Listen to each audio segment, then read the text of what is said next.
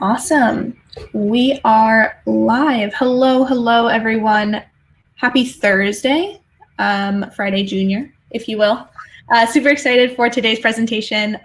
Going to go ahead and get us started. My name is Heather Grant. I am one of the community admins in the maintenance community by Upkeep. Thank you so much for joining us today.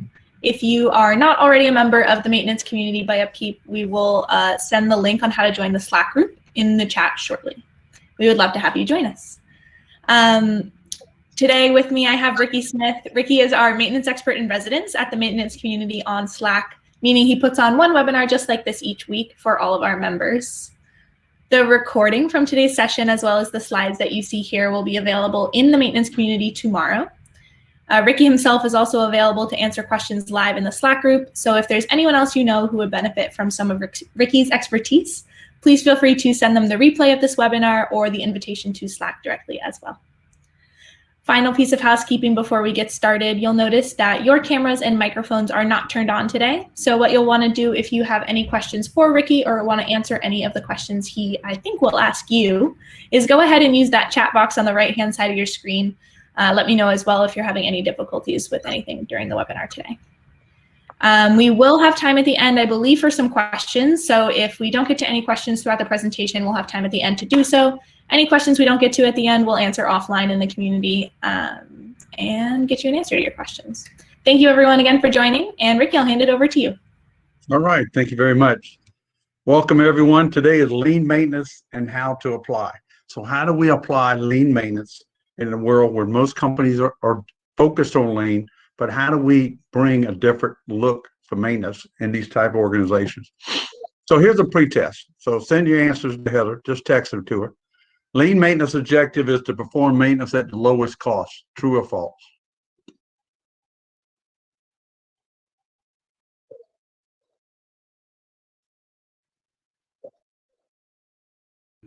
We have a couple of people answering false. That is correct.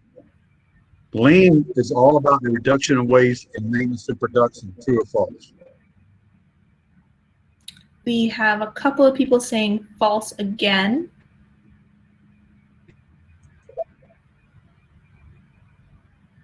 Another false. Okay. So what position in the maintenance process is the most critical in a lean organization? What position in maintenance?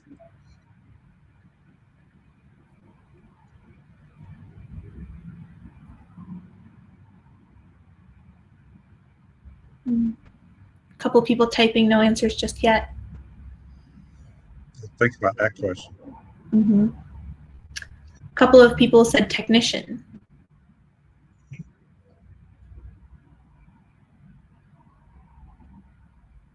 For the technician, definitely the most critical. Planner. Maintenance technician could be the planner scheduler, could be the maintenance supervisor. I think to me, these two play the biggest role. I'd say the supervisor does it, but in a lean organization, there isn't a maintenance supervisor. And open maintenance storerooms is a requirement for lean maintenance, true or false? So we open our storeroom, let anybody go and get what they want. Is that part of the lean? Hey, Ricky. We're having a little bit of trouble hearing you. Do you want to try maybe stopping your screen share for a second and adjusting the audio visual? We can't see you anymore either. Okay. Yeah. Sorry to interrupt. You may go out and come back in? You can try turning your camera and video off and on maybe on the screen, and then, yeah, maybe trying exiting and coming back in. Sorry, everyone, for the live technical difficulties. How about now? We can hear you a little bit better, but still can't see you. You really want to see me? We can hear you, which is what is important. So maybe we'll continue on, and I'll let you know if there's any other issues. How about now?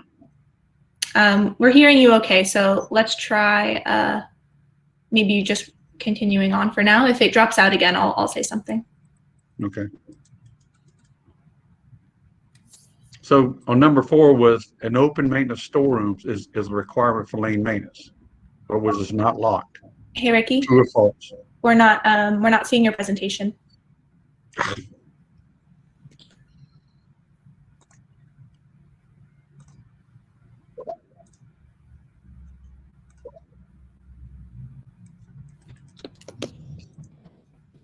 I might have to go out and come back in. All right, that's all right. We'll be here.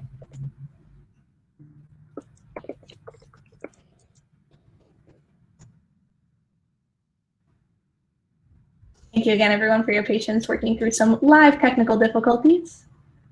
We will see Ricky again in just a moment. Pick up right where we left off.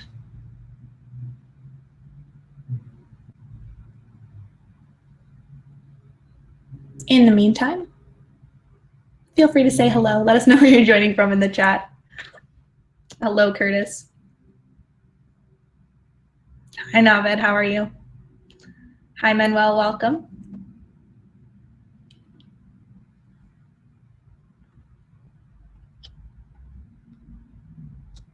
Doing well, Naved. Thanks for asking. Hello, Long Life. Curtis joining from Trinidad. Welcome. Hello, Ricky. Welcome back. Thank you. All right, let's try this again.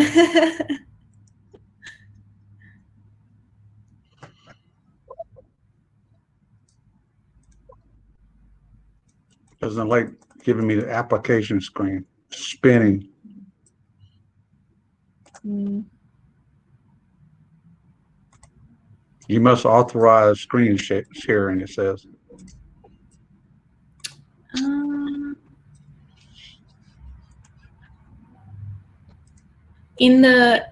Oh, we got it. Well, we're seeing the web browser, which is a start. Can you see it now? We can't see the presentation, but we can see the webinar video.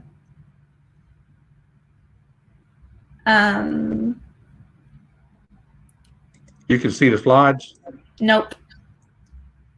Oh, gosh. In the web URL, so where you type the website in, there's a little lock up at the top on the left-hand side of the URL bar. Try clicking that lock and seeing if you can click authorize screen share somewhere in there.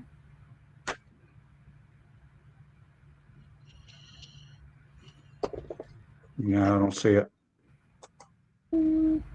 Authorize.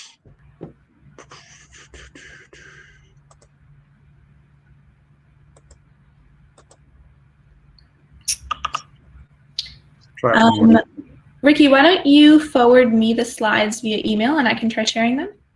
I think I got it now. Yay, we can see them. Perfect. All right, I think we were on number 4. Thanks everyone again for your patience as we experienced a couple of technical difficulties there. We should be good to go.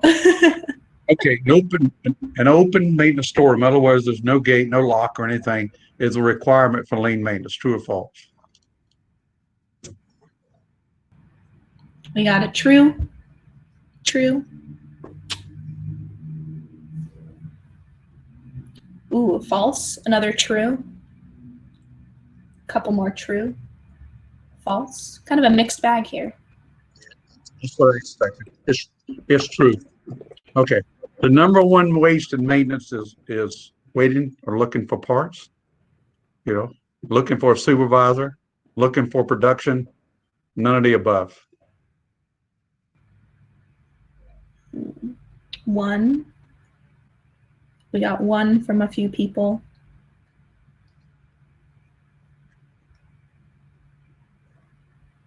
Another 1 looking for parts coming in.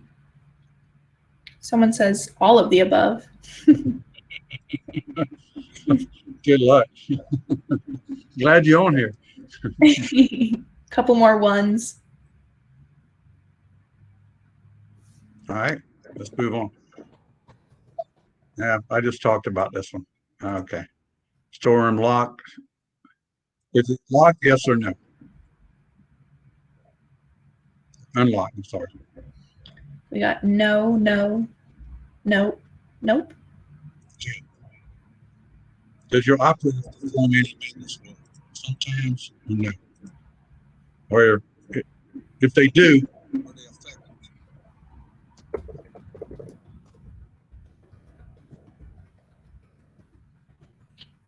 We got a few people saying 1. 1. We got a 2 and a 3 now. Another 1, 2, and 3. Mixed responses on this one. Okay. So what is lean maintenance? Let's talk about that. We finally get into to the, where the rubber meets the road. Lean maintenance is coined in the last decade of the 20th century, but the principles are well established in TPM. We know that. Lean maintenance is embedded into total productive maintenance. When we talk about total productive maintenance, we're talking about how do we, do the right thing at the right time. So lean maintenance, taking its lead from lean manufacturing, applied some new techniques to TPM concepts to render a more structured implementation path, tracing its roots back to Henry Ford with modern refinements born into Japanese manufacturing, specifically, the Toyota production system, which most of us are aware of. Lean seems to eliminate all forms of waste in the manufacturing process, or tries to, including the waste and maintenance operation.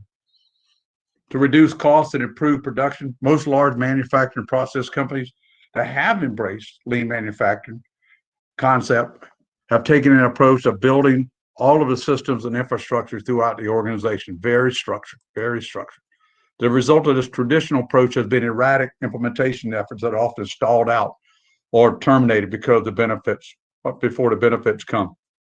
A lot of times when people try to move forward, they roll out TPM, but they don't really pull maintenance into it the right way, so they don't see the results they normally would see. They see benefits, but not the way they should.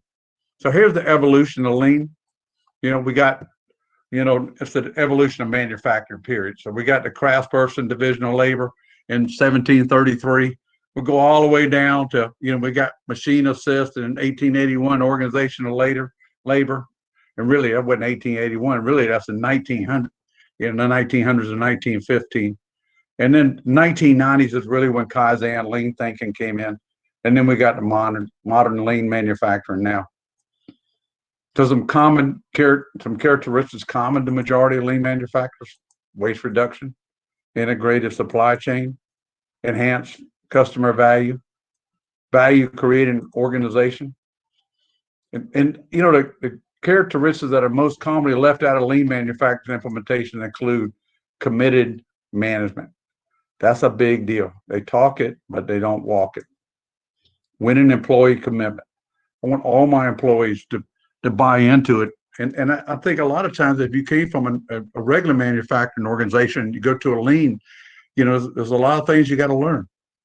And I think it's important that you educate new technicians or new supervisors or new employees on the floor.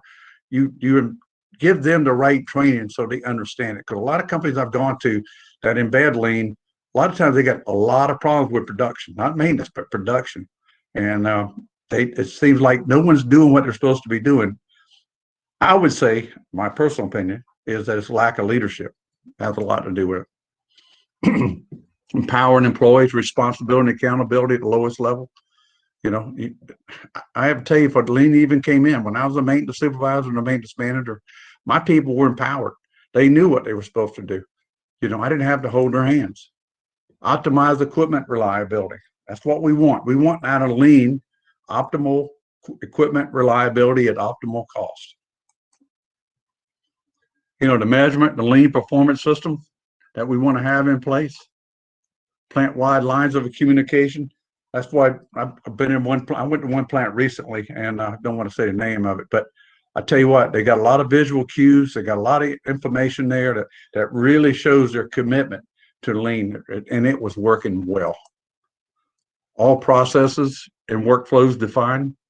This is when I don't understand why companies still don't have their maintenance processes defined in their workflows. I don't understand it. It's like they just leave it up to the people to be able to decide it on their own. And by having workflow processes, what we do is we lean out the inability of us doing the things the right way. Processes aligns our thinking and has us follow the same way every time. That way, if we have a problem, worst thing we can do is change the workflow or the processes. It's easy. Making sustained cultural change. That once you make the cultural change, sustaining it, most of the time is good. The problem I've seen many times is that when leadership leaves, whoever the top person is or somebody that everybody follows leaves, then things go back to an old way of doing things, and it's difficult. It's too bad that you don't hire somebody first and give them a few weeks to try them out, but it doesn't work that way. Team-based organization, I mean, it's the way to go. I mean, to me, that's just a normal concept. Bring your team together and say, hey, guys, we're having a problem with our PM program. What do you think the problem is? What do you think the problem is? Why are we performing preventive maintenance and equipment continues to break down? Any of you have that problem? Text it in. Yes or no? Let's see how many of you are humble. Okay. We have a yes. Another yes. Another yes. A couple more yeses.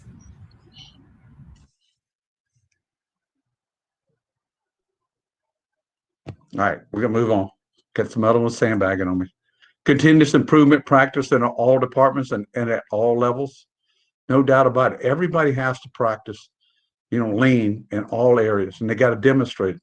Flatter organizational structure has less middle management. We don't need middle management.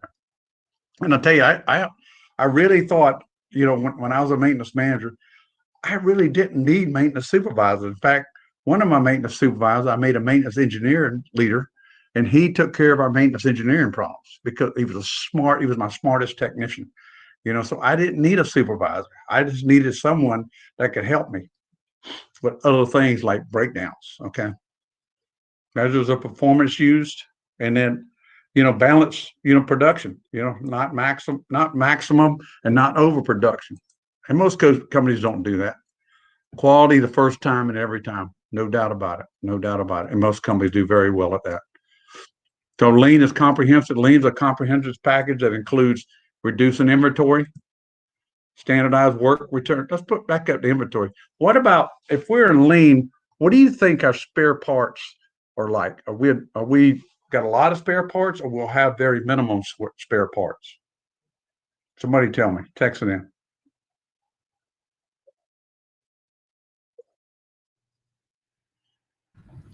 Very minimum. Absolutely. JIT. Min. Ricky, what do you mean by balanced production? What balanced production is? We're equal partners.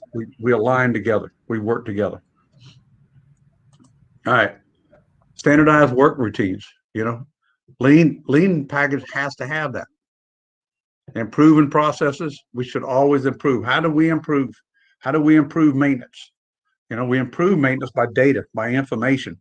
So having standardized work routines, we have standardized, people working, doing the same thing, the same way every time, we can improve the process.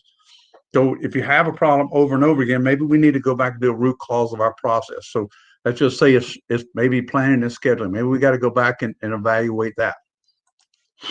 Empowering workers to make decisions about quality, absolutely. And then soliciting workers' ideas. I tell you, it's the best thing to do is asking people, what do you think? There's no doubt. Proofing from mistakes, mistake proof, that's what we want. So if we go out, let's just use maintenance for mistake proof. So what is one way, if we were to, I'm trying to make it simple. If we go out and we're going to install a V-belt, how would we ensure that we're mistake proof after we change the V-belt?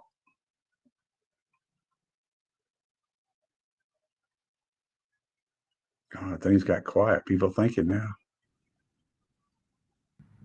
A couple people typing. Someone says, run it idle. Okay. Mark position.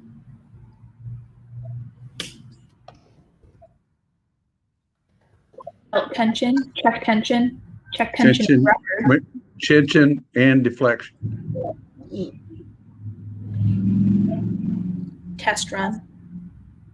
If you had the backup, if you had a V-belt in your, let's say you got a V-belt drive and got expanded metal on it, if behind it where the V-belt is moving up and down when it does, it's making movement, so it's deflection.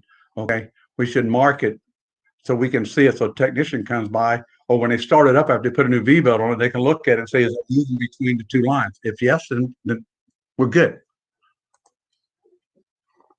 Applying just-in-time delivery. Oh my gosh, that one's a tough one. And what does that require just-in-time delivery for maintenance? If we need something, what's just-in-time delivery mean to you?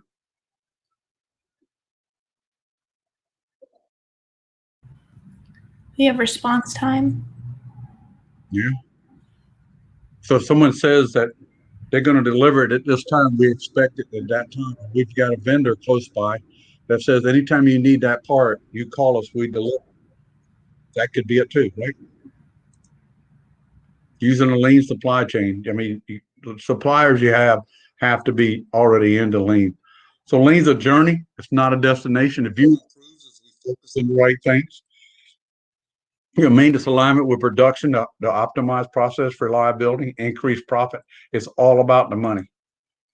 Managing with the right leading and lagging KPIs, metrics, with dashboards, things important. Optimization of the PM program, eliminate waste. It's a big deal. Optimization of planning and scheduling, thus increasing wrench time. Engagement of maintenance technicians or operators to make the right decisions. And sometimes, we're all human, so we can make a mistake, but normally, most of the time, we make the right decision. Training is built into the culture to align everyone with the best practices, knowledge, and focus. So a big deal with lean to me that's missing in some organizations, maybe not all, but I'd say most of the big boys, and I'll take one that I know fairly well, BMW, they're very good at it, and they're very consistent in what they do. Why? Because people have been trained that way, and they know what the expectations are.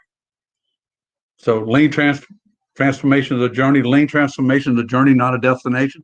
Sustainment of continuous improvement characteristics require dedicated, committed leadership. Requires continual training and upgrade of skills to include broadening the skills to cover diverse and non-restricted jobs. One of the things I like with this is I have the toolbox talks or single point lessons, and I know a lot of people with lean use those. And I'll tell you, it really works well. It's not just to do something that we need to teach people, but we need to just present it and let them read it and let them make decisions out of it. And most times they're going to do the right thing. So let's go to the facts, okay? Properly maintained manufacturing equipment makes many quality products. Improperly maintained manufacturing equipment makes fewer products of questionable quality, no doubt. Inoperable equipment makes no products. So we look at our costs, if equipment is not maintained, resulting the results are unknown, right? So we don't know what they are. Costs are high if equipment is not maintained, resulting in high production losses. Let me look at this one here down below. So maintenance cost is a percentage of replacement asset value. This is also referred as ERV. This is the dollar value that will be required to replace production capacity of the present assets in the plant, including production process equipment, as well as utilities, facilities, and related assets. Do not use the insured value or depreciated value. I have to tell you, in most cases, if you're going to say, what does it cost me to build this plant brand new right now, you're out of it. It's not going to work. I use the insured value, okay, whatever the insurance company. Because all you're doing is establishing a baseline where we are now, and then if we're going to improve, are we improving or are we not? Okay, so world-class maintenance cost as a percentage of replacement asset value is 1.6 to 3.4%. And that was proven by Alcoa Mount Holly, where I used to work.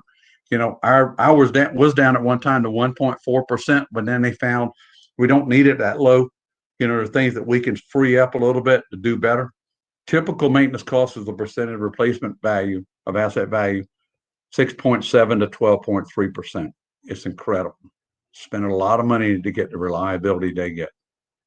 So some more facts. Fact one, a manufacturing facility that has embraced all the doctrines of lean maintenance can't assume that's equipped with to implement those same lean practices in the maintenance organization. It doesn't always match the same. So in spite of expertise in lean manufacturing process, the unique requirements of the effective maintenance functions call for a completely set of a separate set of prerequisites. So what does that mean? What does that mean? You know, so in the maintenance function, we may not do things exactly the way production does them. But we follow the lean practices. Fact 2. Conversely, without a lean maintenance operation, lean manufacturing can never achieve the best possible attributes of lean. That's a fact. By definition, lean means quality and the value at the least possible cost. That's what we're looking for. We're trying to lean out the waste. Without maximum equipment reliability, a product of optimal lean maintenance practices, the maximum product quality can never be attained. So we just face the fact, if we don't have equipment reliability, and what's interesting with this, the companies that follow lean do great. The companies that don't get this, you know, they don't get it. So without maximum equipment reliability, and I'd say optimal equipment reliability, okay, a product of optimal lean maintenance practices, you know, maximum product quality can never be attained. That's a fact. It's a fact. So implementation of lean, a manufacturing plant with intentions of implementing lean manufacturing should begin with a few essential preparations. You know, one of the most important preparations is the configuration of the maintenance organization to facilitate, first, lean maintenance, second, lean manufacturing. I want the maintenance up front that people are looking at. How do we do things? How should we do them? And so on. So the 5 principles of lean implementations specify value. What is the value? So what's the value in maintenance for us to implement lean? What is the value in maintenance? Somebody? How can I prove value to the owners of the company with lean? What will they see?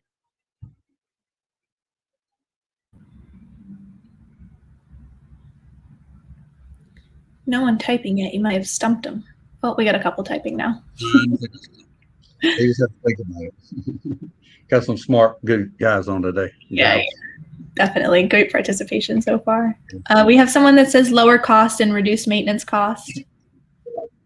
Improved efficiency. So let's take the one with lower costs. How do I get lower costs in maintenance? What's one person that could help you in a lean lean, you know, lean maintenance? What would be the one person that would help you more as far as optimal rich time?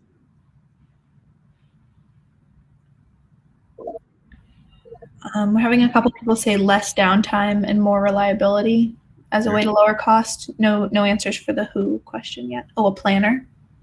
Planner, exactly. Planner schedule. I have actually seen organizations that don't have a planner schedule in lean.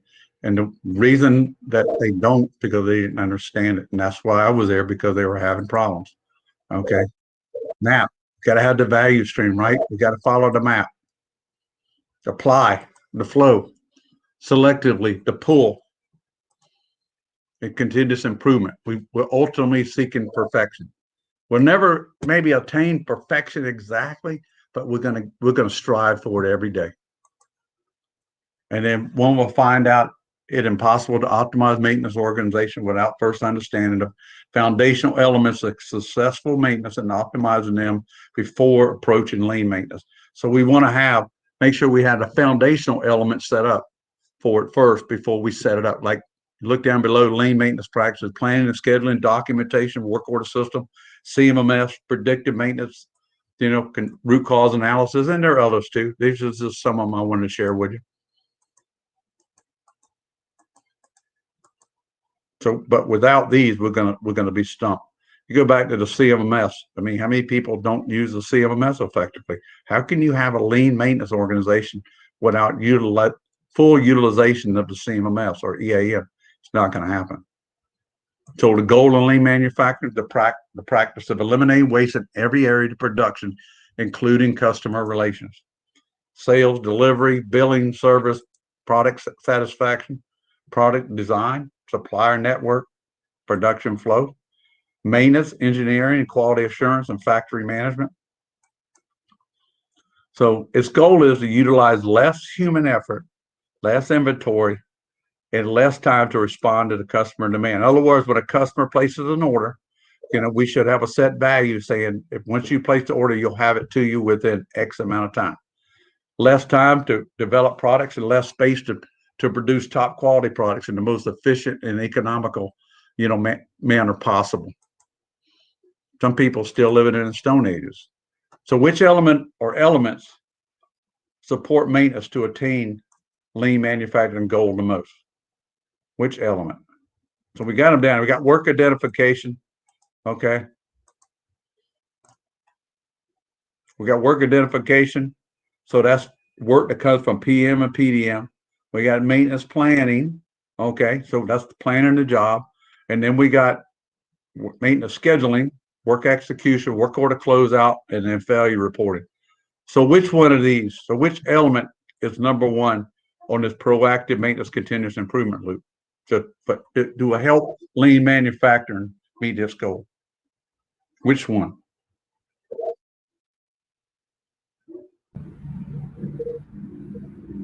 Planning, RCA, analysis, planning and scheduling. Yeah, it's tough because all of them, to me, are equal. We want to have all of them highly functional to give us what we need. And if we don't add the metrics in there, and that's why I got the metrics on this proactive maintenance continuous improvement loop, the last, that failure reporting, that FRACAS failure reporting, analysis, corrective action system, this is, we should be learning from our failures. And I hate to say it, in many organizations, they get numb to the failures, but in lean organizations, they don't. So I'm gonna introduce you to the maintenance arch. Okay. I don't know how many of you have ever seen this, but the maintenance arch provides all elements required to meet the objectives of lean manufacturing in much more detail. Okay, without successful maintenance, TPM will not meet expectations of management. There's no doubt. So at the bottom, the foundation of this arch was created by a guy, probably the smartest man I ever met. And I'll tell you, I mean, his philosophy of maintenance was, total productive maintenance. And this is back in let's see, this was in the late 90s is when it was. And he really supported, this total productive maintenance in order to provide total productive, process. Okay. So it starts with a status assessment. Are we meeting where are we in our maintenance process? How effective are we? So we look at the gap between where we are, where we need to be. That's the status assessment. We establish the objectives and goals and targets. Where do we want to be? We got the assessment now. Where do we want to be? Okay. And then we put a master plan together. The master plan, crawl, walk, run methodology. Then we have budgetary control. This whole thing, each one of these things, people say, okay, which one's more important? They're all equal. Okay. Budgetary control, management, reporting, and control. The organization, how it's functioning, how it's set up, training, supervision and practices, pride, quality, and workmanship, facilities and equipment. Then we go to the other side, governing principles, and everything. I call them guiding principles, but they are governing principles. How are we going to work and the concepts to do it? Okay, the work order system, cost distribution, no doubt. Our CMMS, work job planning, work measurement, material support and control, scheduling and coordination, equipment history, maintenance engineering, and preventive and predictive maintenance. So out of all these, all the elements of the maintenance arch are required for success in lean manufacturing. The guy that created this was Don Nyman. If you want to Google Don Nyman sometime, he's no longer alive, but a lot of his works are still out there. Learned a lot from this guy. He came to visit us when it was Alumax Mount Holly. He took a lot of that knowledge and put it into this, but he was far beyond anybody I'd ever seen at the time. So some lean maintenance goals. Okay. So backlog, ready backlog. What does ready backlog mean? Somebody give me a text that. What is it? What is ready backlog?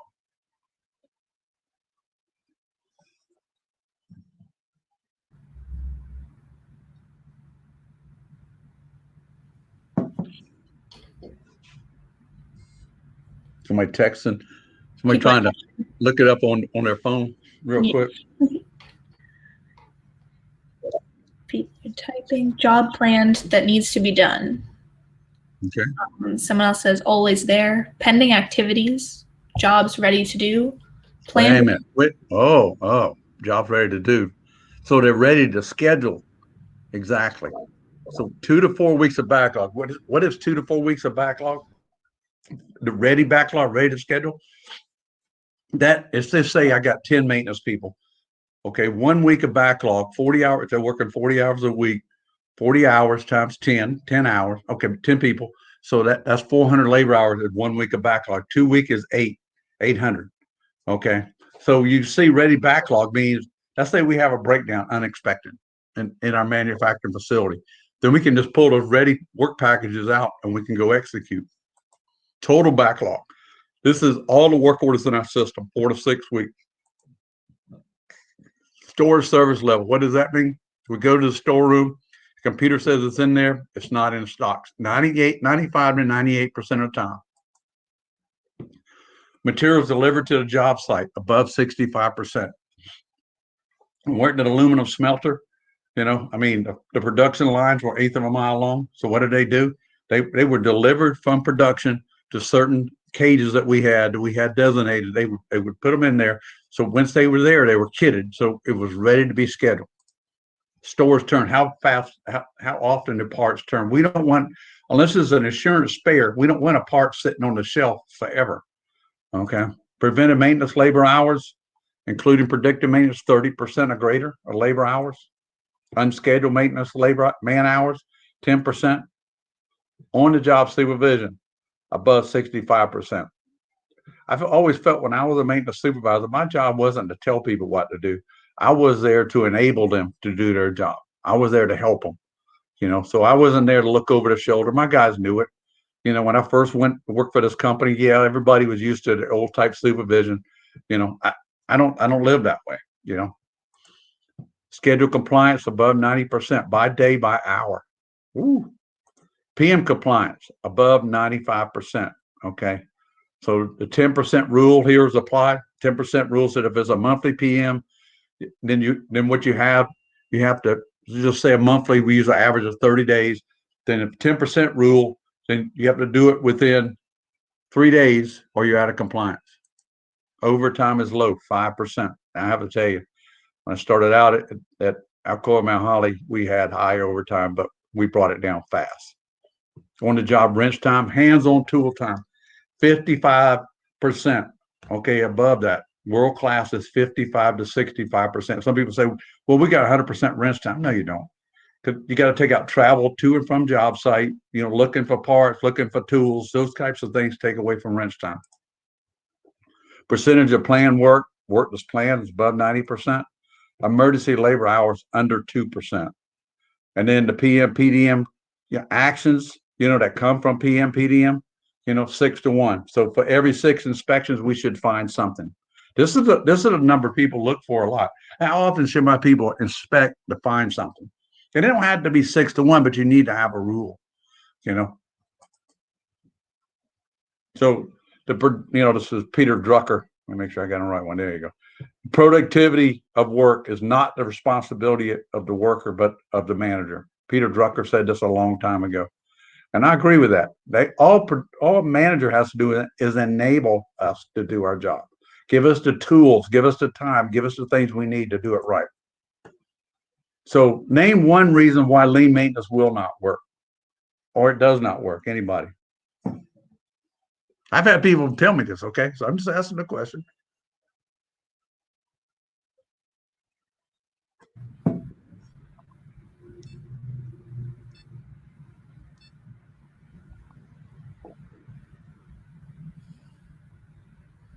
Couple of people typing. Okay. I didn't think it'd be many. We have culture, lack of leadership support, no management commitment, poor management, lack of commitment from leadership, top management commitment, inadequate leadership.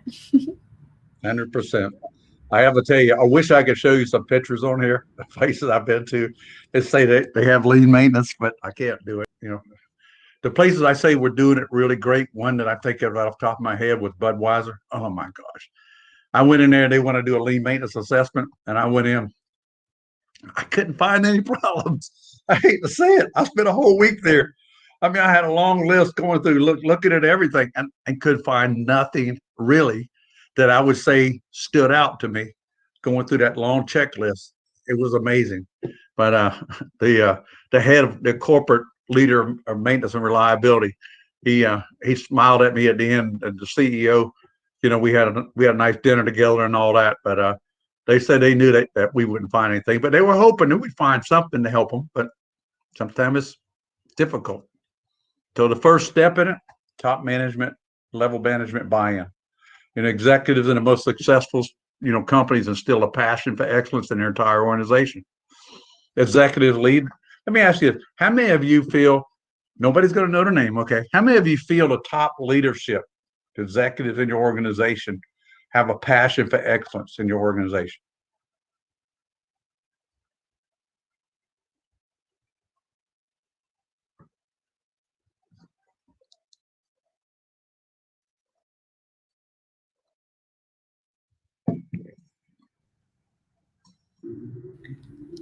Yes, agreed. A few. Yep. Yeah, that's good. That's good as some of you do. Executives lead these companies with a passion for excellence.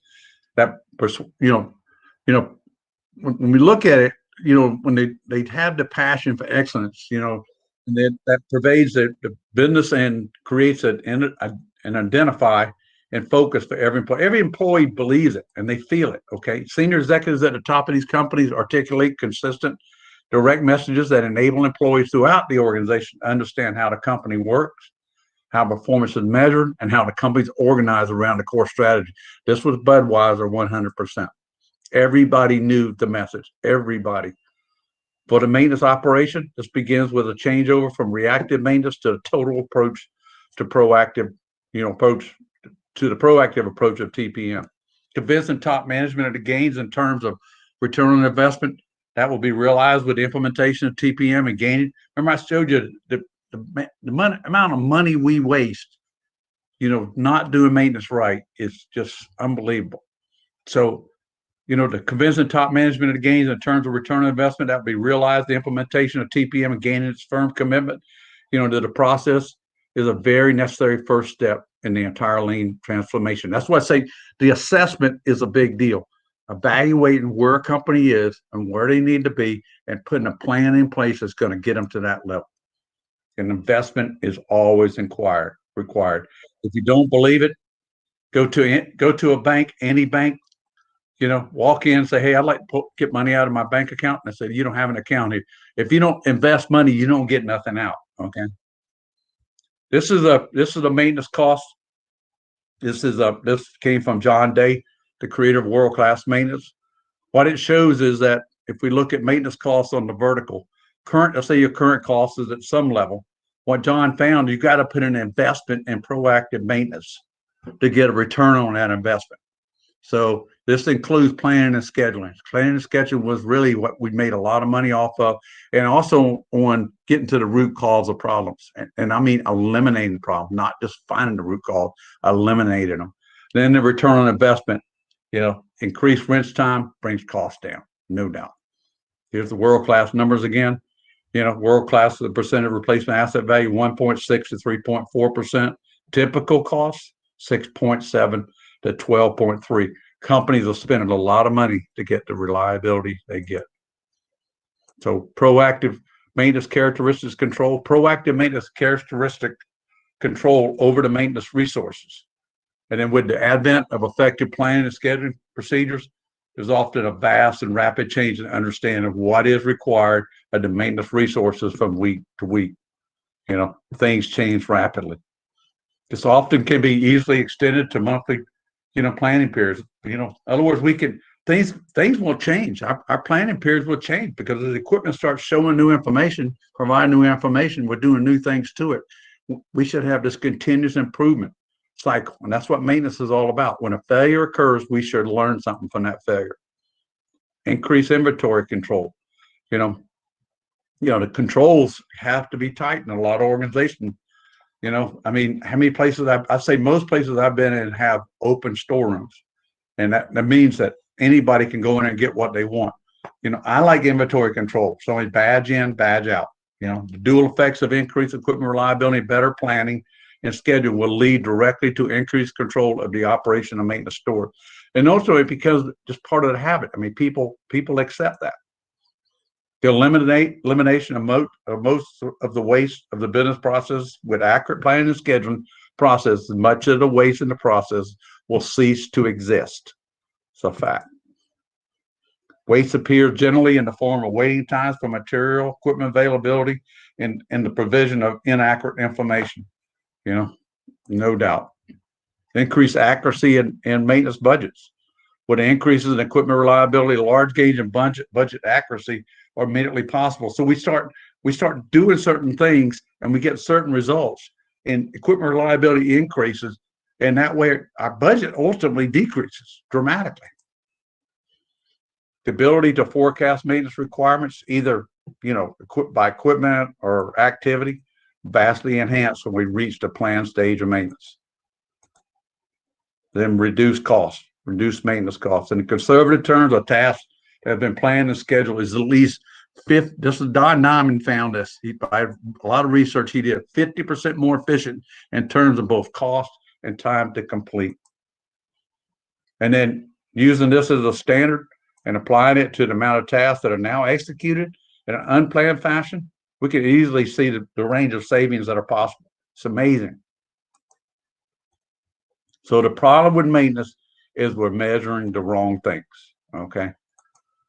So you're going to need to create a balanced scorecard. How do you do that? Identify a cross-functional team made up of key stakeholders. Buy a copy of my lean maintenance book. Believe me, I might get $10 a year or something off of the book. No big deal, but put a copy on all the stakeholders' desks, put a note on the book, say, please review and let's talk. Okay. When they call you, say, hey, what's this book about? Just please review it, sir or ma'am. But I don't have time to talk about it right now. We'll set another time. And you get what you're doing, you're perking their interest up. Maybe I need to review that. When someone asks, what is this all about? Tell them, I'm scheduling a meeting on this topic next week. Please review the book and we're going to talk. Okay. Just schedule a meeting, time and place, 1 hour long, and be sure to use the BLUF, bottom line up front. Okay. So we want the bottom line up front. Okay. Then next, work with the plant controller to add the balanced scorecard and assist them with keeping the data accurate. I like a balanced scorecard. Here you go. Percentage of planned work. Let's just say you got to define, you got to have a definition. And if you remember SMRP, you could do two things. One, you got the metrics definition and then how to measure it. Okay. So SMRP, if you remember, you can download those for free and they work very well. Schedule compliance, 98%. Number of breaks to the maintenance schedule, 4. PM compliance, 100%. Rework, 12. OEE to 78%. And maintenance costs, 110%. Costs are up. Okay, that's fine. We don't always want them to be high, but not a bad thing being 10% over budget. What do you think of the balanced scorecard? Do you have a balanced scorecard?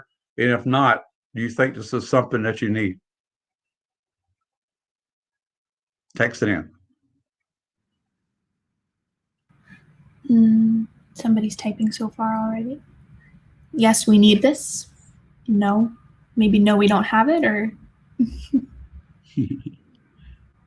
not no, we don't need it. No, we don't need it, probably. Of course. Yes, we have one. Yeah, no was we don't have it. Yeah, I mean, think about it. When you're watching a football game, a soccer game, a basketball game, or whatever, if the people don't know the score in the game, how well are they going to play with the ball? They're not going to win, I guarantee you. We want to win. And we got a couple more coming in. Yeah, someone else said no, but we need it. And then someone shared their current KPIs are inadequate. Yeah, pretty easy. If you're saying my PM compliance like it's 100%, my equipment still breaks down. Okay, forget it. We're a long way from where we need to be. So lean maintenance metrics, the balanced scorecard, OEE.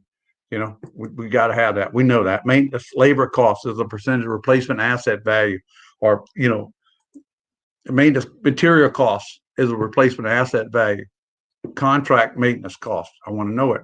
Overtime, material costs, stockouts, maintenance rework, schedule compliance using a 10% rule. 10% rule is a monthly PM. You got 3 days of doing it and you're out of compliance. It's okay to be out of compliance. At least we know it, but we can work toward that goal. A lot of companies I know use 20% rule.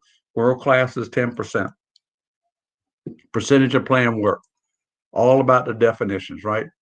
So here's the maintenance reliability link of key performance indicators. Reliability and maintainability. Here they are. MTBF, MTTR, MTBR, OEE. Then we got preventive maintenance.